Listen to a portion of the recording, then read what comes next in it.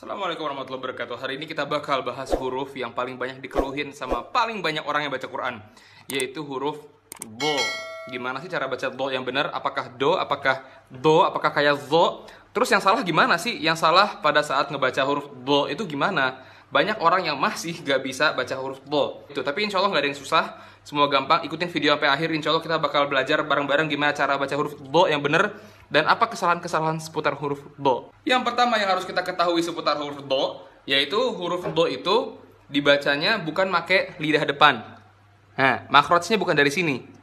Kalau kalian menekan bagian sini, jadinya bukan huruf do, tapi huruf da, huruf dal, da, di, du. Padahal do, doi, du. Di mana makhrajnya bukan pakai ini, tapi dia pakai lidah bagian samping. Itu bagian samping kiri atau bagian kanan. Atau boleh dua-duanya, kiri kanan. Pilihlah, kalau nggak kiri, kanan. Kalau kalian bisa dua-duanya, kalian keren banget, Masya Allah. Jadi lidah bagian samping, kita tekan kemana? Menuju ke dinding dalamnya geraham atas kita. Kalau misalnya lidah bagian samping kanan yang mau kalian pakai, oke, gue pengen pakai huruf do pakai lidah kanan. Kemana arahnya? Kita tujuin ke sini, ke gusi dalam geraham atas yang kanan. Kalau misalnya kiri sama. Kalau gue makanya kiri karena mungkin gue kidal jadi lebih gampang kiri. Nah, lidah bagian kiri samping lidah nih ditekan ke arah mana? Ke gusi dalamnya yang geraham atas sebelah kiri. Dari sini ke sini. Nah, biar jelas nih, gue udah gambar nih. Nah, di sini kalau kalian warna merah itu daerah yang kalian pakai daerah itu untuk ngebentuk huruf do. Kalau misalnya kalian pakai lidah bagian kanan, kalian arahin ke sini, ke gusi geraham atas yang bagian kanan. Kalau kiri ke kiri juga. Kalau yang biru gimana nih depan lidah? Depan lidah hanya nempel aja. Ini nempel ke sini, cukup nempel, nggak diteken, nempel doang. Kalau kalian teken alias ngebunyiin suara do dari sini, hasilnya apa? Bukan jadi huruf do, tapi jadi huruf dal. Makanya kesalahan banyak orang itu pas ngebaca huruf do, pakainya bukan lidah samping tapi lidah depan. Di landing ke atas pula. Ke sini. Do, di, du, ad. Nah, kalau pakai lidah depan jadinya huruf dal. Walaupun nggak sepenuhnya jadi huruf dal, tapi dia huruf dal yang tebal, yang ada tafkhimnya. Tetap salah. Oke, kalian udah tahu kan sekarang di mana posisi lidah kita yang dipakai buat ngebentuk huruf do. Sekarang langsung kita ke kayak biasa, kita bahas kesalahan-kesalahan seputar huruf do. Yang pertama yaitu huruf do, kayak tadi yang kita udah bahas di awal-awal, dibaca pakai makhrajnya huruf dal alias lidah depan. Nah, jadinya apa? Do, di, du, ab, id, ud. Ini lidah yang ditempel, yang ditekan buat ngebunyiin suaranya pakai lidah depan. Itu salah karena jadinya do jadi huruf dal, bukan huruf do. Yang bener apa? Kayak tadi, lidah bagian samping kenain tuh geraham atas sesuai posisinya. Kalau lidah kiri, samping kiri, sama gusi yang geraham kiri atas. Gusi geraham atas yang sebelah kiri. Kanan juga.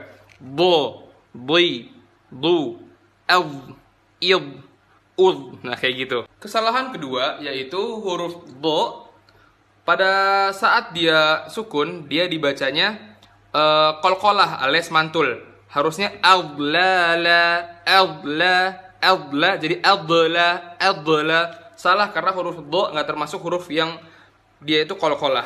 Jadi baca adlala, bukan adl. Nggak dilepas tapi ditahan di situ. Adla. Kalau kalian baca wadribelahum, itu salah karena do-nya dibaca qalqalah. Yang bener apa? Wadribelahum.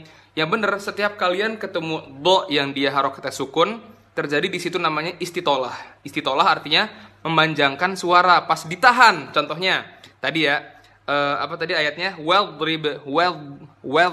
Ada ditahan gitu, ditahan anginnya itu kayak neken di bagian yang tadi kita temuin itu. Samping sini ketemu samping gusi atas yang samping juga ditahan. Ditahan sambil didorong keluar. Makanya proses pendorongan otot lidah kita keluar itu sambil ditahan, itu namanya istitolah alias memanjangkan suara sambil ditahan. Wadrib lahum, bukan wadrib lahum. istitolah ini juga bukan cuma dibaca pas do itu sukun, kayak tadi al-la atau wadrib, tapi juga pada saat do tasydid. Gimana kalau misalnya tasydid waladdo, bukan walad do, itu kan berarti mati ya suaranya kan, walad udah gitu kan, walad.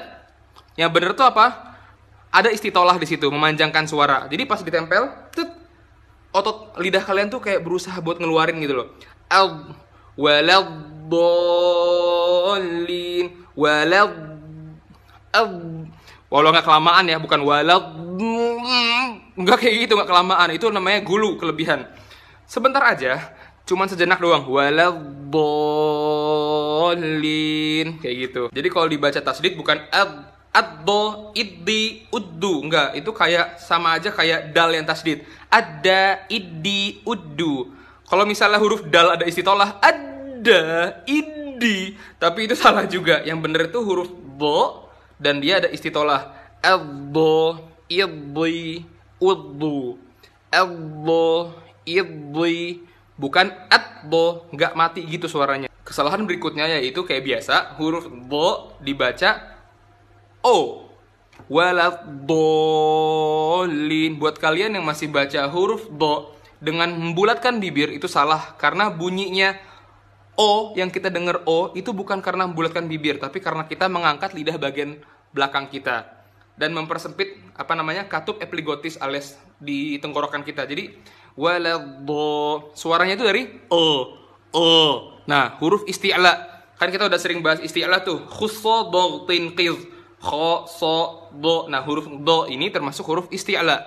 Itu yang bikin suaranya kayak huruf O di kuping kita, tapi bukan dibentuknya suara itu pakai mulut kita yang bundar. Jadi jangan lagi ada namanya ngebentuk huruf do pakai do, tapi do normal, sama sekali nggak ada O. Kesalahan terakhir yaitu ngebaca huruf do itu kayak huruf zo, waladzo.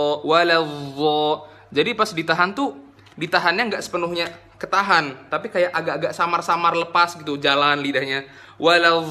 Kegesek, waladzo.